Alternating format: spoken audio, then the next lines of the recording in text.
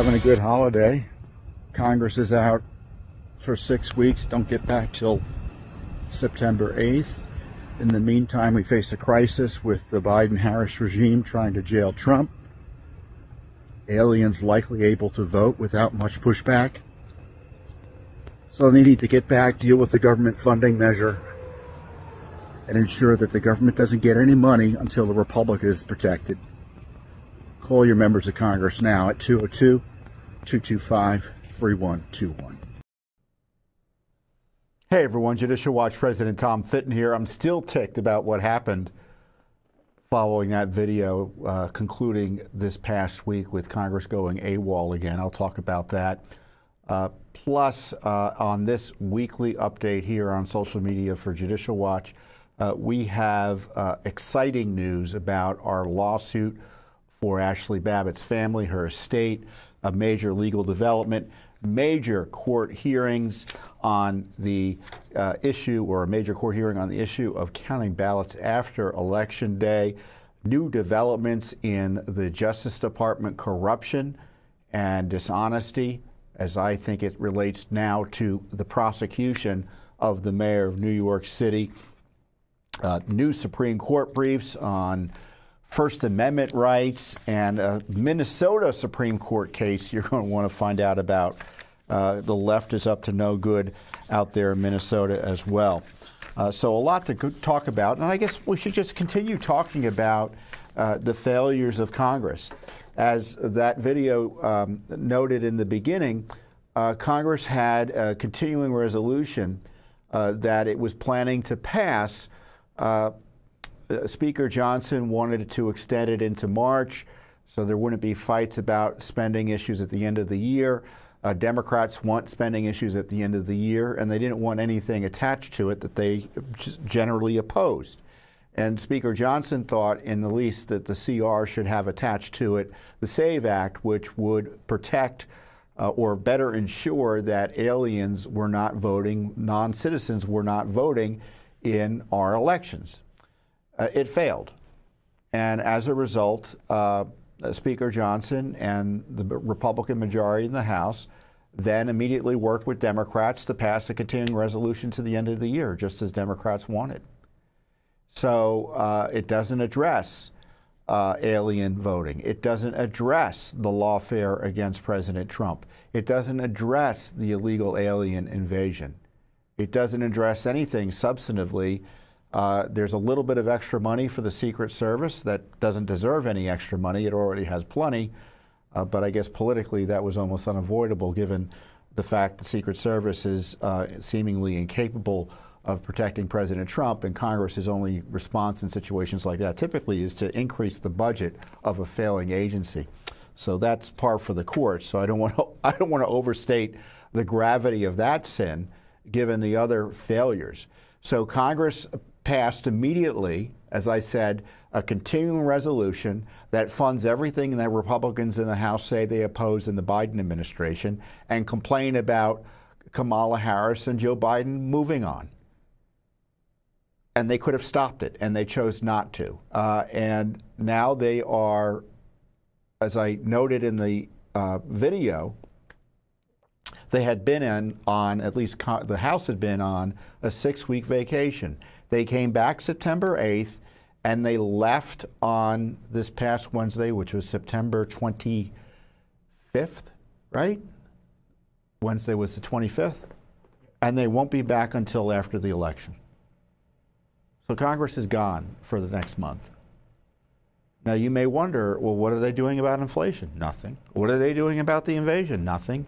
I mean, did you see these stats that were forced out of the Biden-Harris regime, where they had to admit that there are 500,000 criminal illegal aliens running around, meaning people who've committed crimes in addition to crossing the border illegally, including, what was it, what was the number of murderers?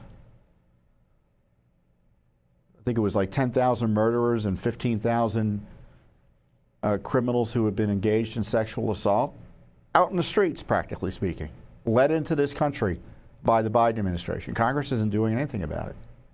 Funding those migrant flights from Haiti and elsewhere, Congress is complaining about Haiti and Venezuela, gangs and crime and such, and just overwhelming local communities, fully funding it.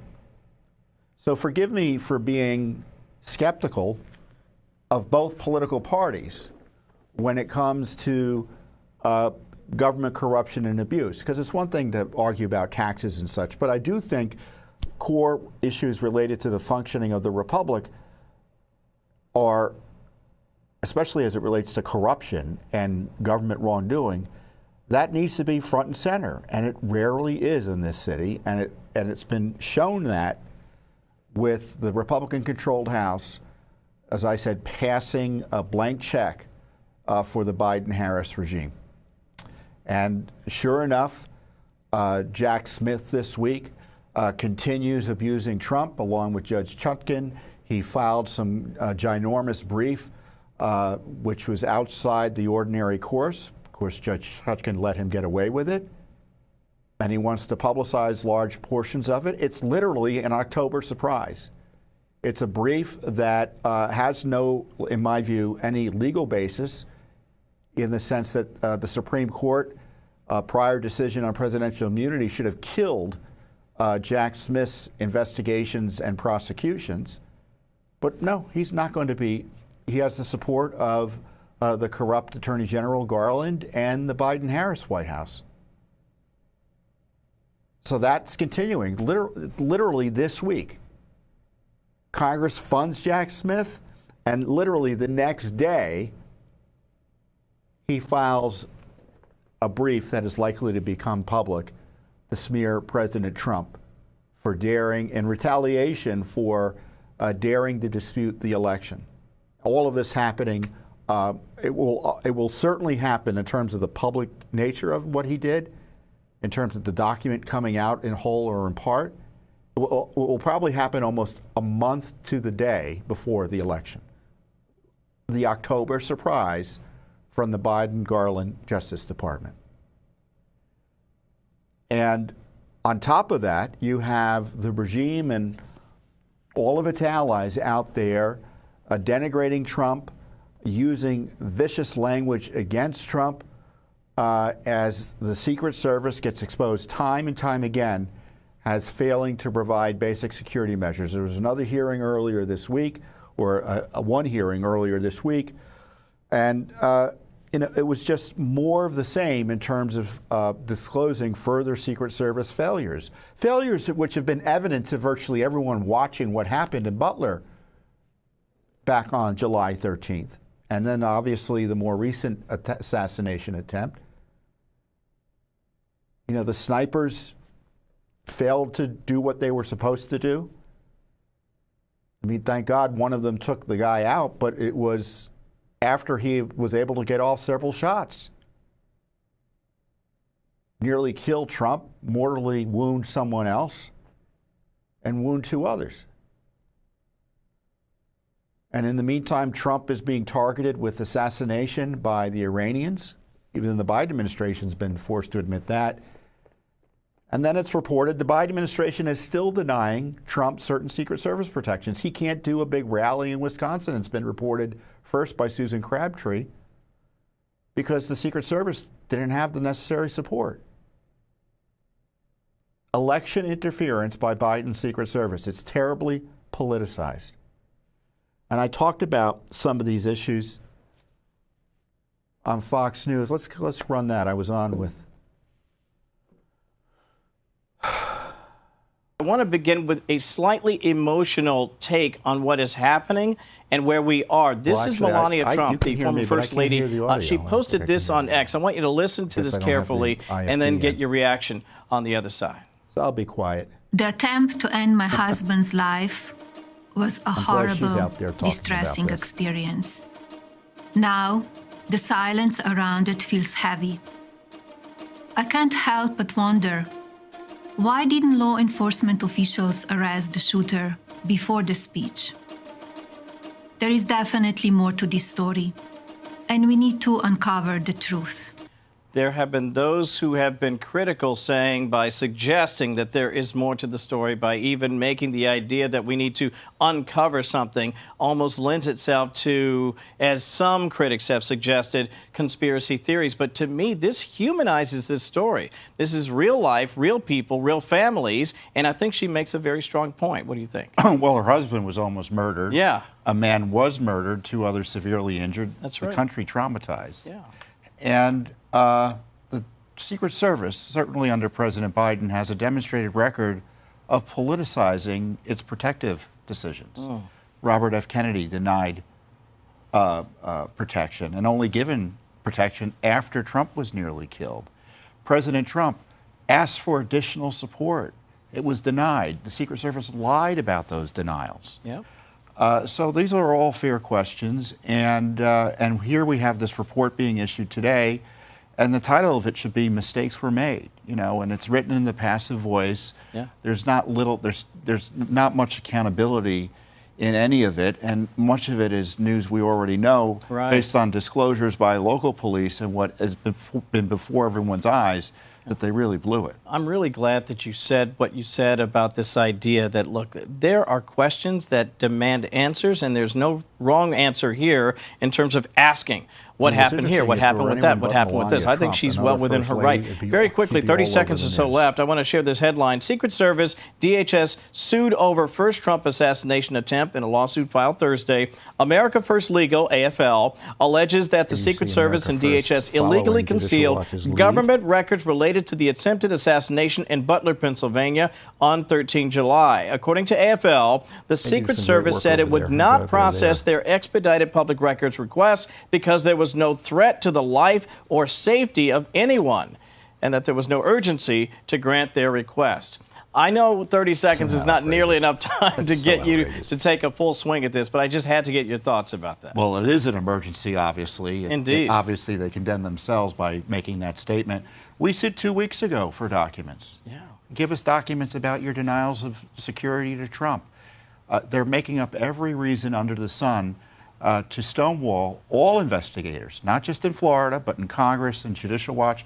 They haven't released, the Secret Service or FBI, as best as I can understand it, not one document under FOIA in the 2 months since the shooting. 2 whole months, and they still haven't done their job. And this is really interesting. I think in my opinion, it raises a bunch of new questions, actually, in particular as we move forward. Tommy, great to see you, my friend. We'll have you back. Kevin did a great job, great interview, and it shows you how important Judicial Watch's work is. There is a massive stonewall right now by the FBI and Secret Service. So the Justice Department is a creature of the FBI. Excuse me, the FBI is a creature of the Justice Department. It's the opposite. On the Trump assassination attempt. Zero documents have been released under the Freedom of Information Act, as I noted. And we've got litigation. We have other lawsuits that we're pursuing or likely to file soon. And they're stonewalling Congress, too. So it's not like Congress is able to get information separately. The only reason anything's coming out is because whistleblowers are so fed up with what's happening. Of course, the Justice Department, which refused to give us any documents about the first assassination attempt, was quick to release, and I'm not going to share the contents of the letter, but you've probably seen about it in the news, the fact that the guy who nearly killed Trump down in Florida had a letter suggesting that there was a bounty on Trump's head. I mean, what worst way than to what a terrible way to encourage for the Justice Department, we know the bad guy, what he wants to do, but the Justice Department to publish this? What was the purpose for it? Other than, in my view, to incite violence. Look at this Kamala Harris supporter, current cabinet minister, I should say, member, what she said on the boob tube the other day. Rhode Island would be protected. That's real protection, stepping up and leading. You know, what he says is the opposite. It's just another lie. Like, how did we get here? Let's extinguish him for good. We have an answer. We have a remarkably talented. They know what they're doing. They know exactly what they're doing. Frankly, that person should resign. Subject to criminal investigation, at least the Secret Service investigation. But the Secret Service is a disaster, so I'm sure she would even fear that. I fear for President Trump's safety. The Secret Service is a disaster. There were reports this week there was a uniformed agent who shot himself in the foot. Another agent was accused of getting drunk out of his mind and assaulting, I think, at least one member of the Harris campaign.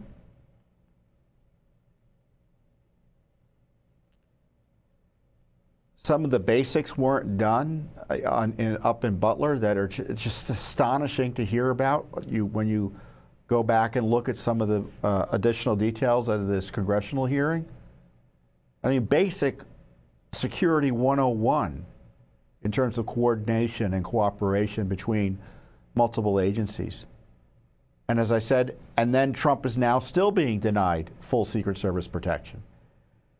You know, the Congress, or at least the House, passed some bill, I don't know what the Senate's done with it, if anything, basically saying that the Secret Service needs to give Trump and other protectees, such as Kamala Harris and Waltz and J.D. Vance, security commensurate with the president. And that vote was 405 to nothing, which to me is a bipartisan vote of no confidence in the Secret Service. Because the Secret Service kept on saying, oh no, we've got it covered. We're giving them everything we can. Not one politician believes them here in Washington, D.C. That's pretty darn unusual. So this concern I'm raising isn't just I'm concerned about President Trump. I am, obviously. He's the #1 target. And I do think there are people in the Biden administration who are happy to inflame the situation in a way that puts his life at risk. We just saw that. But the Secret Service as an agency is just Keystone Cops in some respects, or in the key respect of providing Secret Service protection, security for their protectees. I think there are 40 people that they protect. And so members of both parties are wondering, quite rightly, if they can do the job. And do they trust them to be forthcoming? And no one does.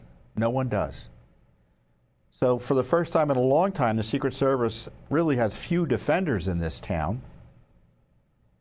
But is it going to result in reform? Probably not, unless there's pressure from you and pressure from outsiders such as Judicial Watch, demanding answers, demanding the truth, demanding documents, as opposed to relying on press statements and leaks to the media. And in the meantime, President Trump's life is at risk. I mean, let's be blunt. I'm concerned that Trump is going to get killed because of the Secret Service failures. I'm terribly concerned about it. And I've been of the position that the Secret Service has been weak in terms of protection for years now. And Judicial Watch has been second to none in exposing the crazed fanaticism for DEI at the Secret Service, where it's just woke politics and racialism and division. The abuse of Secret Service agents by the protectees, such as Biden allowing his dog to attack agents. The hiring standards suffering, the politics of wokeism taking precedence over protection.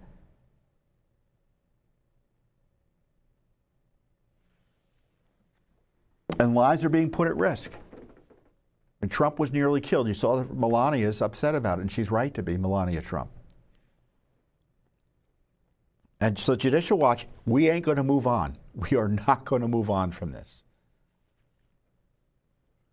So more lawsuits coming, more FOIAs to come as well. What else that would happen this week that I want to talk about? Ah, speaking of corruption, the indictment of Mayor Eric Adams in New York, the first mayor of New York ever federally indicted. The Biden-Harris regime indicted him on 5 counts related to not reporting gifts he should have reported from foreign nationals and campaign donations and such in exchange, allegedly, for official action. Now, well, this was my initial reaction. Let's go to my initial reaction to the indictment. I can't summarize it any better.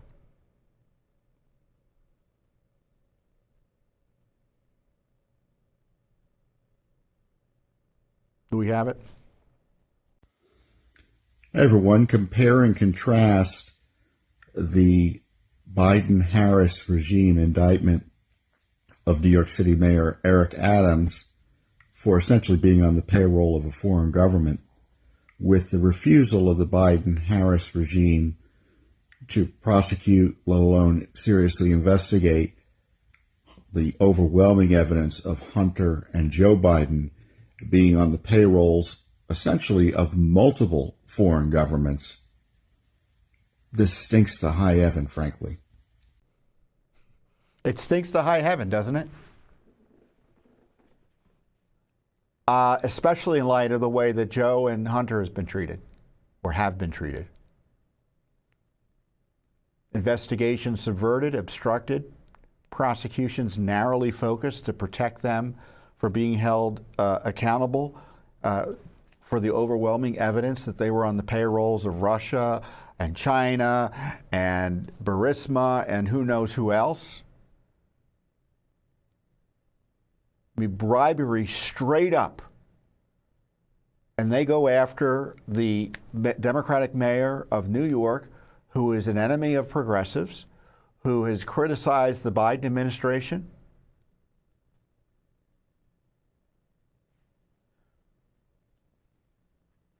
I mean, he's far from my type of politician in terms of his policy views. He hasn't been strong enough on immigration as far as I'm concerned. He's complained about the invasion while subsidizing it at the same time. I mean, President Trump, he basically knew that the writing was on the wall for Adams as soon as he started opposing the Biden administration. Here's what he had to say. I will say this. I watched about a year ago when he talked about how the illegal migrants are hurting our city and the federal government should pay us and we shouldn't have to take them. And I said, you know what? He'll be indicted within a year. And I was exactly right, because that's what we have. We have people that use the Justice Department and the FBI at levels that have never been seen before. Yeah. And why would we believe that this Justice Department, which is so compromised by politics, would be any less political in targeting Adams? And I had a tweet about the indictment itself. Let's put that up. I've carefully reviewed the Biden-Harris administration indictment of Mayor Adams. It's weak tea. I read through it. I'm like, well, they're trying to indict him for accepting upgrades and not reporting the value of the upgrades on an airplane? I mean, that seemed mightily unusual, and usually that's an indication that something weird is afoot in terms of prosecutions. When they start making unusual stretches and unusual applications of the law in a way to get a politician, and the idea that accepting upgrades requires reporting, I don't know if that's true or not.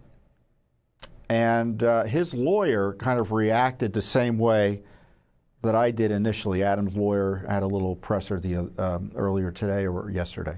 You know, and you can almost picture them trying to cobble this together and try to tell a story so that they could say corruption at these press conferences. And, you know, they do that to tarnish it in your eyes. That's why they're doing it.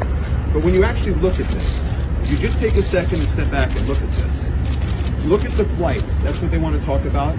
The travel, the expenses. The flight they talk about, that free flight, is in 2017. 7 years ago, 5 years before he's the mayor. There's nothing improper, illegal, or wrong about that. But they don't want you to look at that too long. But you know what they didn't really explain to all of you? Those were upgrades. Those were upgrades on airlines with open seats. That's what airlines do. They do it every day. They do it for VIPs. They do it for Congress people. They're empty seats. It costs the airlines nothing. That's what airlines do.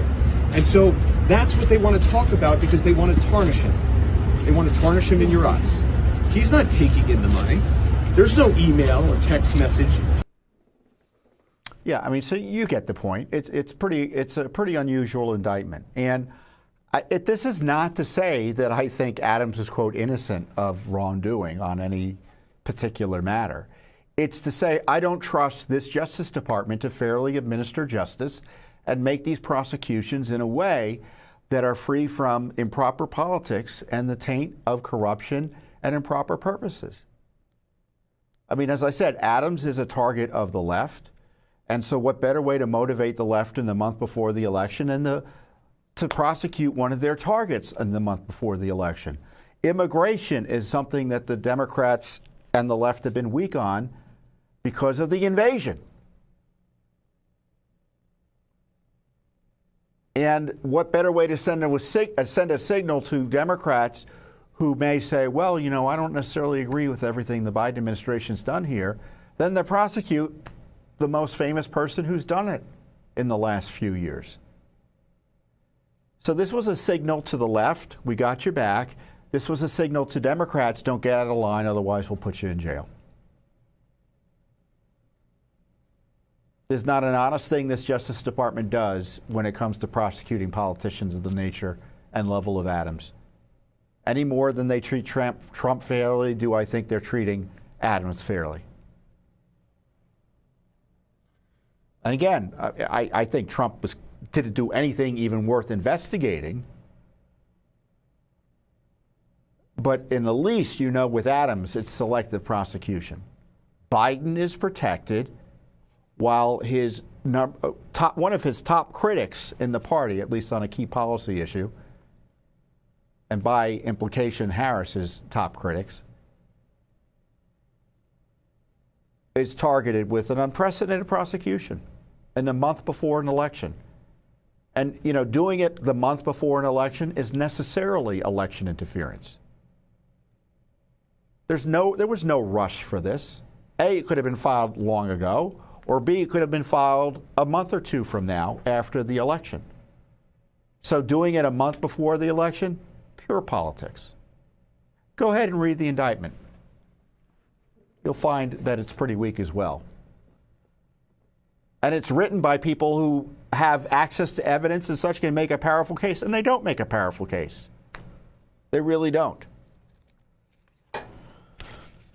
So we'll be investigating that per usual.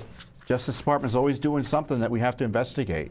And let me just say this. The Justice Department, just so you know in terms of the way Washington operates, the Justice Department thinks it runs the entire government. All other cabinet agencies, the Justice Department thinks they're the final word on the law when it comes to them. Anything they can do legally that would be of controversy needs to be blessed in the end or be able to be defended by the Justice Department. So as a result, it has this extraordinary power. So all the terrible things government is doing, it usually is through and with the Justice Department. And I've often observed when it comes to the locus of evil in government, it's the Justice Department is a locus of evil in terms of policy. And we see this with the Adams indictment. I mean, I don't know if you watched the press conference. I asked you should go back and watch it. I should have run this clip, but it occurred to me as I'm speaking now. They had, I think, the #2 FBI agent in the New York office come up and make a political speech. I remember hearing it's like, oh, well, that's nice, but what does that have to do with the FBI's job? Purely politics. Did he say vote for or against? No, but he was making policy and political comments to justify the effort to remove a mayor from New York City who was elected. I mean, you may not know this, but AOC, the Marxist congressman, Democratic Party leader in the House, she wants Adams to resign immediately. Well, now I know why, because it would be leftists who would replace him likely. People much further to the left than Adams already is. I mean, that's the craziness of the Democrats. It's like, you know, Adams is no conservative. But their standards are become much more extreme in terms of what they will accept.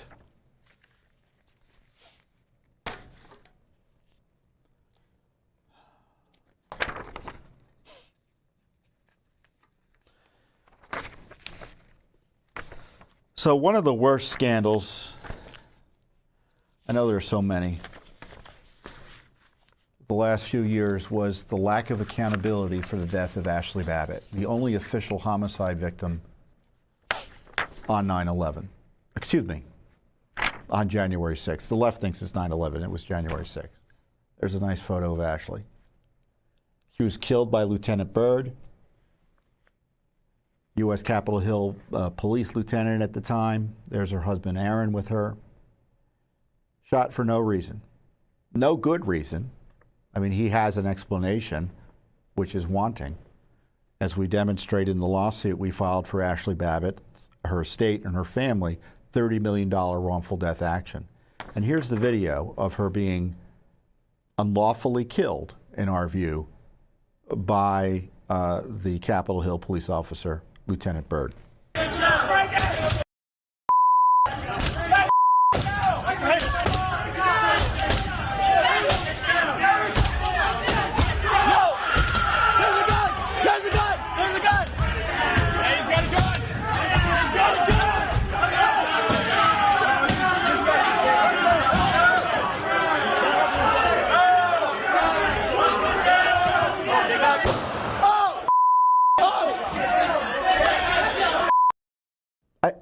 I still can't believe he shot her like that.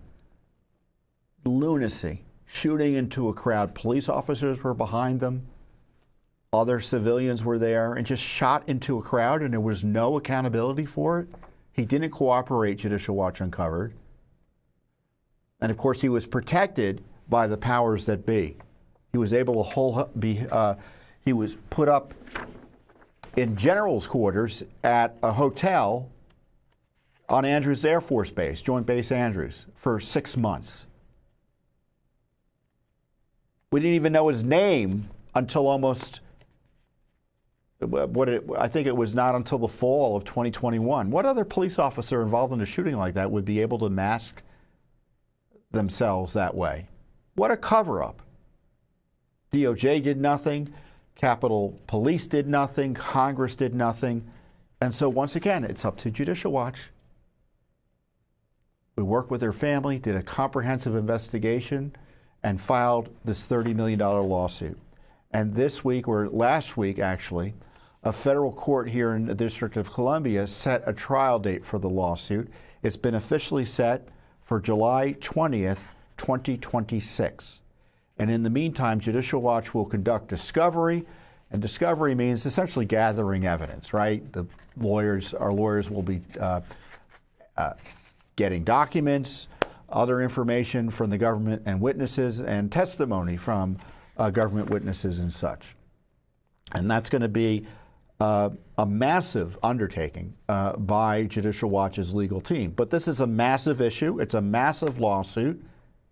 And it goes to the heart of the fake news about January 6th. Because as I've said, the only official homicide victim is that innocent Ashli Babbitt, who was killed unlawfully, as the lawsuit alleges, by a Capitol Hill police officer. And in the meantime, we're still fighting, transferring the case back to California, where it was initially filed, because we think there's bias. Generally speaking, the law requires it to be heard in the jurisdiction in which it was filed, where Ashli lived, but also there's bias here on January 6th, and bias against Ashli. But in the meantime, the court is moving it along here in Washington, D.C., which is good. Ashli was 35. She owned and operated a successful pool business with her husband, Aaron. She traveled alone from San Diego to D.C. to attend the Women for America First, the Save America rally on January 6, 2021. We filed the wrongful death lawsuit for her family on January 5th, 2024, over in the U.S. District Court for the Southern District of California. The Biden administration came in and immediately tried to move it, successfully initially, to here in Washington, D.C. for obvious reasons. The lawsuit includes claims against the government for wrongful death, assault and battery, and various negligence issues. And I want to read a little bit from the lawsuit to give you a flavor and detail of that terrible day. The shooting occurred at the east entrance to the speaker's lobby. After demonstrators filled the hallway outside the lobby, two individuals in the crowded, tightly packed hallway struck and dislodged the glass panels in the lobby doors, and you saw that going on in the video, and the right door side light. Lieutenant Byrd, who is the United States Capitol Police Commander and was the incident commander for the House on January 6th, shot Ashli on sight as she raised herself up into the opening of the right door side light. Byrd later confessed that he shot Ashli before seeing her hands or assessing her intentions or even identifying her as female. He might as well have just closed his eyes and fired. Ashli was unarmed. Her hands were up in the air, empty and in plain view of Byrd and the other officers in the lobby. The facts speak truth. Ashli was ambushed when she was shot by Lieutenant Byrd. Multiple witnesses at the scene yelled, "You just murdered her." Byrd was never charged or otherwise punished or disciplined for Ashli's homicide. Byrd, who is the U.S. Capitol Police Commander and was the incident commander of the House on January 6, 2021, shot Ashli as she raised herself up into the opening of the right door side light. Not one member of Congress was in the lobby, which was guarded by multiple armed police officers. Additional armed officers were in the hallway outside the lobby or on the adjoining stairway. There was a stairway just behind Ashli coming up into the hallway, and they were on there and entering the hallway from the stairs at the time of the shooting.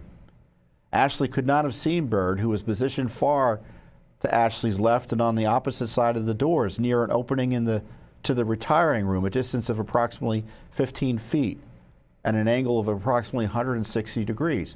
So Ashli's coming in like this, and Byrd's over here, behind a column. Sergeant Timothy Lively, one of the armed officers guarding the lobby doors from the hallway, later told officials investigating the shooting, "I saw him. There was no way that woman would have seen that." Byrd, who was not in uniform, did not identify himself as a police officer or otherwise make his presence known to Ashli. Byrd did not give Ashli any warnings or commands before shooting her dead.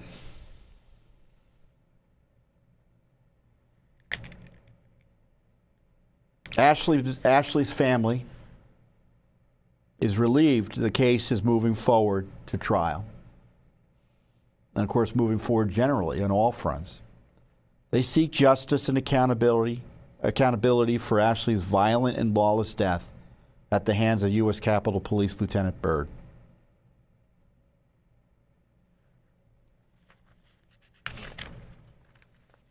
So yeah, this is about as an important a lawsuit as Judicial Watch has ever pursued.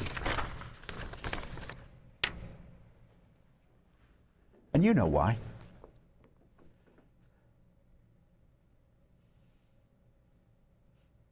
You know exactly why. Because it was misconduct that led to the death of Ashli Babbitt by Lieutenant Byrd.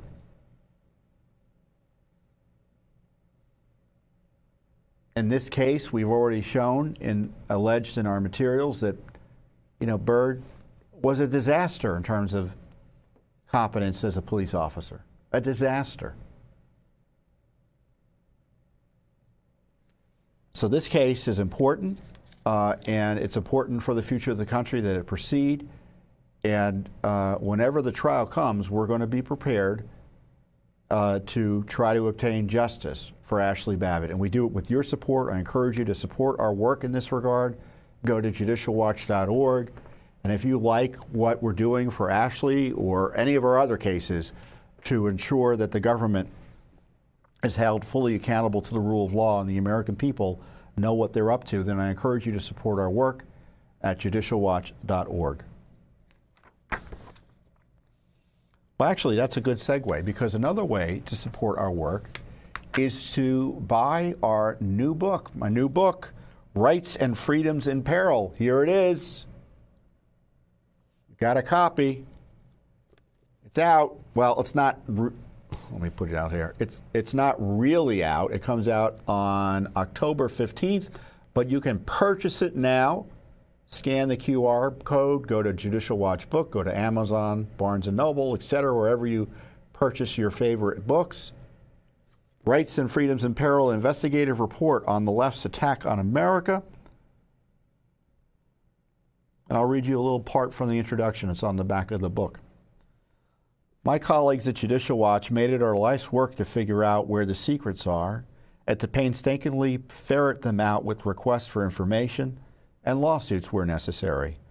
We seek to expose lies to sunlight and to disinfect the innards of a system under stress from the rising extremists who seek to end the American way. The last 4 years of rule by the Biden administration, which some think of as the third Obama administration, have been the most corrupt in modern memory, though I often sarcastically remark that Joe Biden is the most corrupt president since he was vice president. The challenge to our republic comes from Biden and other left partisans who have embraced a totalitarian communist approach to political battles, destroy and undermine constitutional institutions, censor and jail your political enemies, and exercise power and ignore law in a way that is unmoored from any constitutional or legal constraint. So we get to the heart of it in this book. As I noted on social media earlier this week, America needs this book. I mean, it covers pretty much everything that you're worried about. It was written before Biden was removed from the campaign by a coup, but it's relevant in terms of the crisis facing America, which hasn't changed despite the change at the head of the Democratic Party ticket. We talk about the planned chaos at the border, obviously the lawfare targeting President Trump, the diversity scams, the crazed attack on the rule of law in support of woke racialism, critical race theory, DEI in the military, the COVID cover-up. It's the most important book you'll read on the COVID cover-up. Election integrity. The left won't want you to read this book about election integrity, that's for sure. The big lie about January 6th and Ashli Babbitt, which we've already gone through in this report. There's more. Politicized indictments, ruined elections, invasions, and compromised politicians have placed our Republican government at risk. And I don't mean Republican in the big R. I mean Republican in the small r, the republic at risk. So I encourage you to get the book. It's published by Threshold Editions, which is an imprint dedicated to publishing works that impact the great political, policy, and philosophical debates of our time. And Threshold is an imprint of Simon & Schuster. We've been partnering with the Threshold and Simon & Schuster. This is our fourth book. And we want it to be a bestseller again.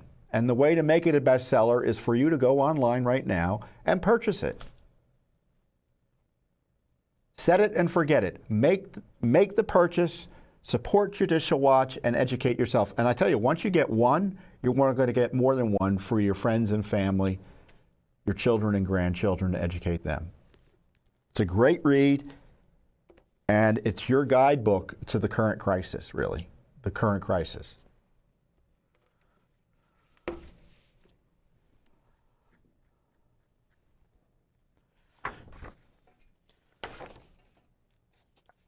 So part of the current crisis is the left's attack on election integrity. And what they try to do is dismantle the idea of election day, of elections generally. I mean, my view is an election that begins weeks and months before election day and counting that extends well past election day, that's not an election. To me, the left doesn't want to steal elections. I mean, I know they do. They want to end elections. They don't like them. And so they want to eliminate them, generally speaking, in terms of the elections as we've known them. You go to vote on election day. They know who you are. They understand you're a citizen, and they count the ballots more or less on that day. And Judicial Watch has been a leader in ensuring election integrity, going to court to ensure the voting rolls are cleaned up, successfully doing so. 4 million names removed from the rolls in just the last few years, thanks to Judicial Watch's heavy lifting. And we have new lawsuits in Illinois and Mississippi, as we've discussed, over the counting of ballots that arrive after Election Day. Many states count ballots that arrive after Election Day. Federal law sets an election day, not an election week, not an election month. And by accepting and receiving ballots after Election Day, they're extending the election, obviously, contrary to law, inviting voter fraud and undermining voter confidence. In Illinois, we're still battling, I guess at the appellate level, it was a 2-1 decision saying a candidate didn't have the right to challenge that unlawful behavior. Just insanity to me. So we're going to probably have to appeal that to the Supreme Court. But we had an appellate argument in the case that we brought in Mississippi just earlier this week. And one of our leading election integrity lawyers, Russ Nobile, argued for us, because Mississippi, as I said, they count ballots that arrive after Election Day for up to 5 days. I think there are 18 states that do it. Like, anyone can vote, and as long as it gets there within a certain amount of time after Election Day, it would get counted. California at 7 days, I think D.C. at 7 days. Nevada, they count ballots that arrive 3 days after Election Day, even if they don't have a postmark. And other ballots are allowed to come in even later than that with a postmark. I mean, talk about inviting fraud. And forget about being an awful policy that invites fraud. The law is clear. There's an election day. And this is what our lawsuit argued. Under federal law, the first Tuesday after the first Monday in November of every even-numbered year is Election Day. Congress recently reaffirmed a single national election day when it enacted the Electoral Count Reform Act. So they remember in response to January 6th, they reformed the law and left the Election Day deadline in place.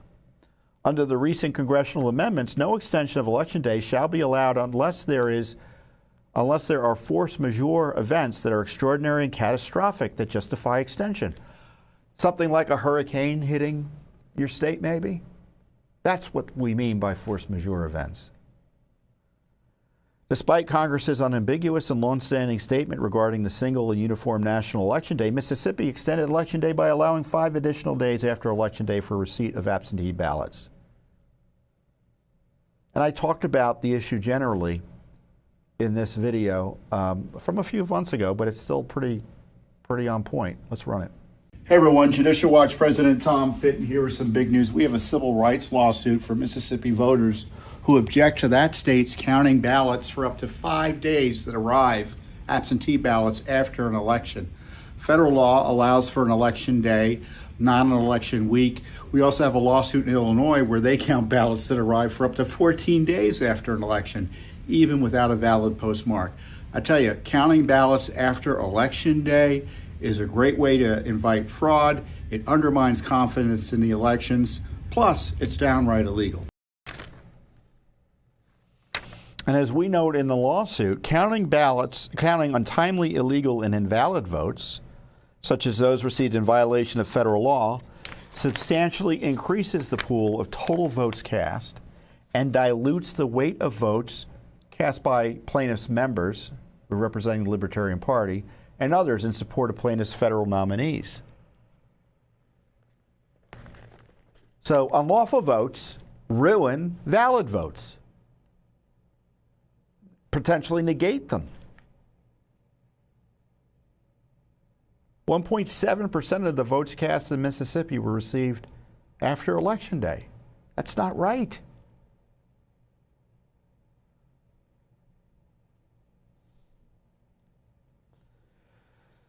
So in this case, the lower court said no. Judicial Watch and the Republican National Committee has a separate lawsuit.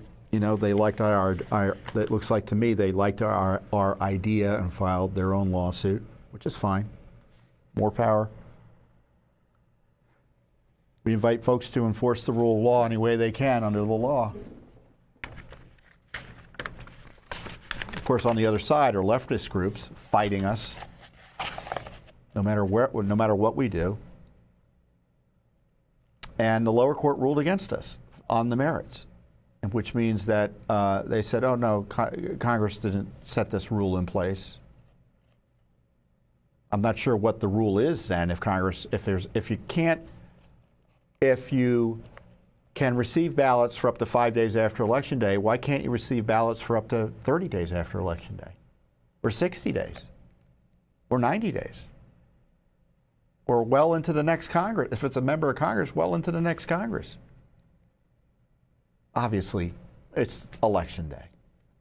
And so we appealed it, and we asked for, the RNC at least asked for, we agreed for expedited consideration by the Fifth Circuit Court of Appeals, which is the U.S. Court of Appeals that handles Mississippi, and they also handle, I think, Texas, and I forget which other states. But so the panel heard argument from Russ and all the other attorneys involved in the case the other day. Russ Nobile, Judicial Watch's attorney, representing the Libertarian Party.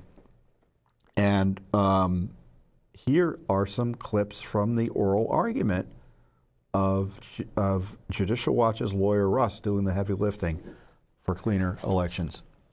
The original public meaning of the day of election is at the time of enactment meant the day that voters expressed their choice and made it known to officials. That is receipt. That is what happened in Viva Voice voting, and that's what happened in ticket voting. Nothing mattered until they dropped it in the box. And then that didn't change when America adopted the Australian ballot beginning in 1890. And the third reason is the actual text of the statute. 3 U.S.C. 1 says that electors shall be appointed on Election Day. Under Mississippi's law, it must wait 5 business days for voters' choices and the final selections to roll in before it can appoint people. Now, as a matter of practice, Mississippi does extend canvassing days after election. We don't dispute that, but that's not required by law. And if the Speaker of the House called up Mississippi on Wednesday after election, and they said, "Who did you appoint or who did you nominate to be your electors?" Mississippi could do it, but under the current regime, they would have to tell the Speaker to wait 5 days before we can give you an answer. That is modifying and inconsistent with the original public meaning of the election day. The act of counting the ballots is different and separate, and that can happen 5 days, 5 weeks. Bush v. Gore can happen, in December after the election. So is your position that recounts and ballot counting and, ballot, sort of looking at hanging chads and all the rest of that after Election Day, is that preempted by 3 U.S.C. Section 1? No, Your Honor. Because what if the Speaker of the House called the Secretary of State in Florida and said, "Who are your electors, Bush or Gore?" They would say they wouldn't be able to give them the answer, but they would still be calculating it. And we described this in our reply brief. If you get everyone in a room and they cast a vote and they put it in a box, that decision is made inside that box. You don't know the results yet, but that decision is in that box. As it stands now, you have to wait 5 more days for decisions to come into that box, and you can't make that decision. So the complexities and the difficulties in certifying and calculating the election can slow down the process, but that is not when an election occurs. An election occurs when a is their choice. They make it known and communicate it to election officials by a given time, and the given time is on or before Election Day. That's what reconciles the absentee voting and early voting, because they can do it before, but they can't extend it after. Russell Nobel from Judicial Watch again. I want to do some drive-bys on a couple of things that have been brought up to the court. RNC versus DNC. That is a case about federal primary. It does not apply to USC 7, 3 USC 1, or 2 USC 1. I'm not saying the court needs to ignore it, but in that context, the Supreme Court was not looking at how the term election or election day was applied in those statutes. It has very little relevance to the actual text of the statute in question here, no more so than a state election would be relevant to the election day statutes. We don't need a textual conflict. We have a textual conflict. 3 USC 1 requires them to appoint electors by election day. They are fundamentally unable to. It is inconsistent for that purpose. But there's a myriad of other reasons why it's inconsistent, but that is a clear, direct conflict to the extent the court still believes such is necessary. We ask that the court rule in our favor and remand this back to the Southern District of Mississippi so we can have remedial proceedings and decide what issues remain. Yeah, and you can see Russ did an excellent job there, and it's interesting just to see the interaction with the judges in cases like this. We're hopeful that the court rules in our favor. You never know until the ruling actually comes. We expect the ruling. It could come at any time. It's because it's expedited. It could come at any time. So it's not going to come by the time you watch this video, likely, but meaning over the next day or so, or over the weekend. But it could come within 2 weeks or so of the argument, which was on September 25th. But, you know, as I'm listening to Russ, I'm thinking it's like, you know, so much of this is caused by the abomination of massive unsupervised voting by mail. Counting ballots after election is purely a creature, assuming that there's a necessity to do it, and I don't believe there is. Counting ballots either that arrive after Election Day, it's only an issue because of mail-in ballots. And I think there should be no mailing in of ballots except in extraordinary circumstances. As I've said, unless you're getting fired upon by bad guys in a foreign country on behalf of the United States military, everyone else should essentially be voting in person. The exceptions prove the rule. And so once you start mailing out ballots to whoever, to lists that are too dirty, as our litigation has shown, and then expecting them to get back, of course they're going to get delayed, or there's going to be incentive to delay them if they know they're going to get counted after the election. That's where the fraud issue pops up. And I had a tweet on this issue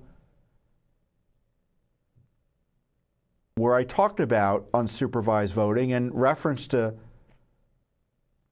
a speech I gave, I guess it was CPAC in 2021. Do we have that video? At least. And let me be clear, in case I haven't been, voting by mail should generally be ended.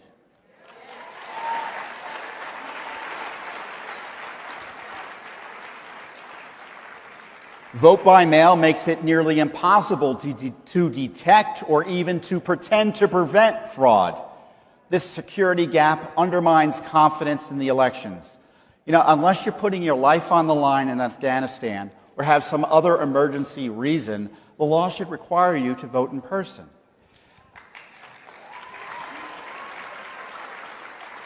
After your citizenship and eligibility have been verified, and after you show your secure photo ID.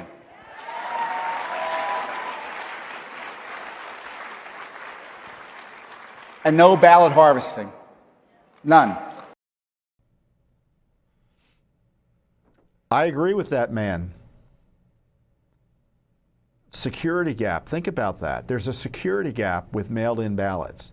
Now, I know some states have tried to minimize that gap, but it's imperfect. It almost is impossible to police fraud in any substantial way with unsupervised voting. So we should be, and I'm not saying you shouldn't vote by mail, I'm not saying you shouldn't early vote or anything that I don't like in terms of policies that undermine election integrity. I'm saying as a policy, we need to get away from that type of voting. Vote in person with a voter ID, have your citizenship verified, make sure the rolls are clean, and count the ballots on the day of the election. Now, does it mean there'll be no voter fraud? Does it mean there won't be any problems in election? No, of course not. It's a human activity. Elections, they are kind of like a black hole. Corruption's going to flow through them like light into a black hole because the stakes are so high for politicians and some other bad guys. So that's why we have to mitigate that impact of corruption by having these rules in place. And this free-for-all that we're now in too many ways, in too many states, undermine voter confidence and suppress the vote. People don't want to vote if their votes don't feel, if they don't feel like their votes aren't going to matter or going to be counted or negated by fraud. Whether it be aliens voting or counting that goes on for days and weeks after elections. I mean, that's just, it makes a mockery of the system. And some people won't participate because of that. So not only is Judicial Watch trying to uphold the rule of law when it comes to elections, we're trying to uphold the right to vote. Your right to vote is under attack when there are attacks on election integrity. It is the civil rights issue of our time. The effort to allow it, to make it easier to engage in voter fraud, negates your core civil right to vote and have your vote counted and not negated by illegal votes or fraud or gamesmanship. So when it comes to election integrity, Judicial Watch is a civil rights leader for the right to honest votes from eligible voters. I just love Judicial Watch, don't you? I mean, who else does all of this work? When we're talking about suing the Secret Service for records about Trump's assassination, we're in court in New Orleans trying to ensure elections are run honestly, cleaning up election rolls, suing for Ashli Babbitt's family over her wrongful death. The Judicial Watch is just extraordinary. And I know I'm the president and I'm supposed to say things like that, but I say that as a citizen.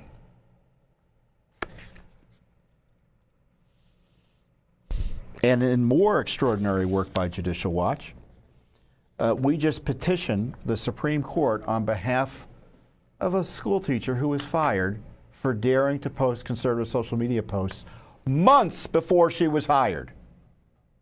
So I want you to think about a social media post you posted 3 or 4 years ago, or maybe even yesterday, and then going in, getting hired, no one complaining about it, and then someone reading it and saying, well, we don't like it, we're going to fire you. That's not the way teachers are supposed to be treated. Now, teachers sometimes can be fired for conduct while they're teachers, but this is extremely unusual to be fired for conduct before you were hired. And so we had sued over the firing for our client, Carrie McRae, who was a Massachusetts high school teacher up in Hanover. Hanover fired her. She was working, I think, at the high school there, or was about to. We lost at the lower court. The appellate court seemed to kind of poo-poo the issues of First Amendment issues and the extraordinary nature of what happened here. I mean, she was fired for stuff she had said long before she was hired, months before she was hired, and none of which was controversial. I mean, if you're a leftist, it might have been controversial. So it wasn't like she was out on there calling for violence or doing, something that would be, outside civilized society or civilized norms that might, in theory, cause concern in a school for security and other issues. Just straightforward conservative memes. She's fired for memes. Of course, the left wants to jail you for memes. California is evidently trying to ban you and censor memes and prosecute you for pushing them out if they don't like them. So I guess it's part of the piece here, right? All part of the same, what is it? All part of the piece? Is that the phrase? Critical race theory. criticized it and got fired for it. She was hired as a Hanover high school teacher on August 31st, 2021, but was fired on September 29th, 2021, over several TikTok posts that were made months prior to her hiring at the school. McRae, who in May of 2021, had been elected to the school committee in Bern, up in Massachusetts, made the post in her personal capacity as a citizen and a candidate for office. Core First Amendment protected speech. As she told the newspaper, the Cape Cod Times, I got fired specifically for social media posts I made. That's a violation of free speech. Amen, sister. That is a violation of free speech, and that's why we're honored to represent her. So the school official met with McRae on September 24th to inform her that he was investigating the impact of 6 memes and 2 TikTok videos. I mean, to kind of describe it shows you the absurdity and outrageousness of what happened to her. Memes? Government investigating memes?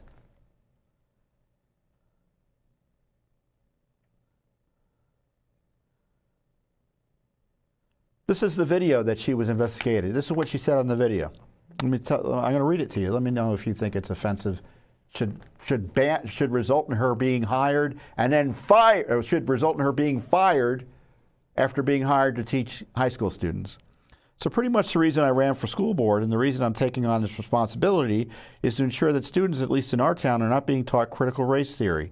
They're not being taught that the country was built on racism. So they're not being taught that they can choose whether or not they want to be a girl or a boy.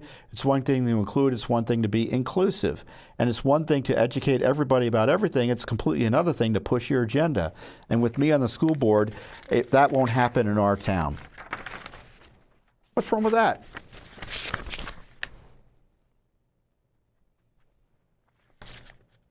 Frankly, it's more moderate than I would have been if I were running for office. So straightforward complaints about the woke agenda in schools made before she was hired. As we note in the brief that we filed with the appellate court, which again poo-pooed it, McRae spoke as a private citizen on a matter of public concern before she applied to, let alone was hired by Hanover Public Schools. Her speech was not at school because obviously it could not have been, nor was it about the school district or its administrators, teachers, parents, or students. It was not even about the town. So, you know, that point is that once you're hired as a school teacher, if you start talking about the school and government, you know, people who run the school and things like that, you're an employee, so you are subject to some scrutiny and restrictions on speech potentially. In fact, it was undisputed that McRae's speech falls squarely within the Supreme Court's category of private speech on matters of public concern. Her speech added to the public debate on immigration policy, racism, and gender identity. There are approximately 4 million public school teachers in the United States. That's a lot. I didn't realize it was that much. There are also tens of millions of persons who aspire to be public school teachers. The case concerns whether those individuals have the same free speech rights as every other private citizen. And that's why we asked the Supreme Court of the United States to take this case up. And it's not just Judicial Watch who's taken note of the odd way in which McRae has been targeted. The Wall Street Journal editorial page, one of the most influential voices in the United States, let alone the world, also raised questions about the court rulings against McRae's First Amendment speech. McRae says no federal, according to the Journal editorial page, McRae says no federal appellate court to her knowledge has ever held that government employers can punish employees for speech unrelated to their jobs and which occurred before they were on the payroll. The First Circuit's decision, the First Circuit Court of Appeals that we're appealing to the Supreme Court, delineates no statute limitation or limiting principle to employee speech that government employers can punish. A teacher could be fired for hanging a Make America Great Again flag at home. Political activity during college years could become grounds for dismissal. Workers who don't agree with the left's cultural mores may now have to self-censor in private life to avoid losing their jobs or to avoid being blacklisted from even applying for jobs. Donald Trump likes to say that his opponents aren't coming after him, aren't only coming after him, they're coming after you. Ms. McRae's cancellation is a case in point that could use Supreme Court review. Well, obviously we agree, and that's why we filed this, what is known as a cert petition with the Supreme Court of the United States on behalf of Ms. McRae. Let's cut to the chase. She was fired because she spoke out against woke critical race theory before she was hired as a teacher. That firing was a blatant violation of her First Amendment free speech rights, and the Supreme Court should step in and uphold the First Amendment. Now, this isn't the only First Amendment related activity and litigation we've pursued. We have much work in that area. We settled a case on behalf of a coach who was fired as a coach, Michael Flynn, for complaining about the way his kids were being taught, his grammar school kids. And we settled that complaint. He was also up there in Massachusetts. He was removed from his position as head football coach after he raised concerns about his daughter's 7th grade history class. Again, being changed to include woke theories on gender and race, etc. The superintendent finally settled and acknowledged the important and valid issues raised by Flynn and specific changes in school policies as a result of his lawsuit. And we also have ongoing a lawsuit for a tenured high school teacher, Gene Hedgepeth, out in Illinois, Palatine, Illinois, who was fired from that suburban Chicago school district where she worked for 20 years after posting comments on Facebook criticizing the riots, violence, and shootings in Chicago in the aftermath of the killing of George Floyd. Hedgepeth made the posts on her personal Facebook account while vacationing after the end of the school year. So essentially she was posting from the beach kind of mild comments on the insanity of 2020 and the rioting. She recommended that Tom Sowell, one of my favorite writers. If you're not reading Tom Sowell or have read material by him, look him up. Brilliant, brilliant commentator, economist. As he described him as a treasure and truth seeker, and talked about supporting Candace Owens and Larry Elder. So, again, supporting conservative voices online, making straightforward comments about woke racist rioting, and you get fired as a high school teacher. So we've got that lawsuit that we're pursuing as well. So again, this is the book, Rights and Freedoms in Peril. Your First Amendment is the right and freedom that's in peril. Your First Amendment rights include your religious rights, your freedom of religion rights, your right of association, your right of speech, your right to petition the government. The First Amendment is a key amendment, and it is in peril. The left opposes it, wants to end it. But Judicial Watch, we've got more for you. It's just like we never stop. So we filed a taxpayer lawsuit against an outrageous union contract being enforced with tax dollars in Minneapolis. The Public Teachers Union contract essentially mandates that in the case of layoffs, it's usually seniority gets some protection in layoffs under union contracts. So the more senior you are, if there's a layoff, you're kind of put at the back of the line, and the most junior folks, most recently hired, get fired. Well, that's typically the case, except they put one caveat in this union contract with the Minneapolis Public Schools, that would be the rule. Seniors, most junior folks fired first, most recently hired laid off first, unless, of course, they were black or a member of an underrepresented group. You were skipped over if you were of the right color, and the white person would be fired under this contract. Blatantly unconstitutional, blatantly racist. It's just unbelievable that anyone would defend it, let alone allow it to be written in this day and age into a public employee union contract. That's what they did in Minneapolis. The lower court didn't want anything to do with our taxpayer lawsuit trying to stop tax dollars from being spent on this illicit contract, discriminatory contract. The appellate court upheld our right to pursue the case for our client, the client's taxpayer standing rights. And what did the school district do? They appealed it to the Minnesota Supreme Court. So we have the oral argument before the Minnesota Supreme Court next week on Tuesday. And you can listen to the argument, and we have the links below. You have to go to the link, and I think the link goes live just before the argument at 2, I think, Central Time on Tuesday, Tuesday, October 1st, not the 24th. As we know, Judicial Watch obtained a victory in the Minnesota Court of Appeals, which allowed our lawsuit to proceed. But the Minneapolis Public Schools spent more tax dollars defending the indefensible by appealing that loss to the Supreme Court.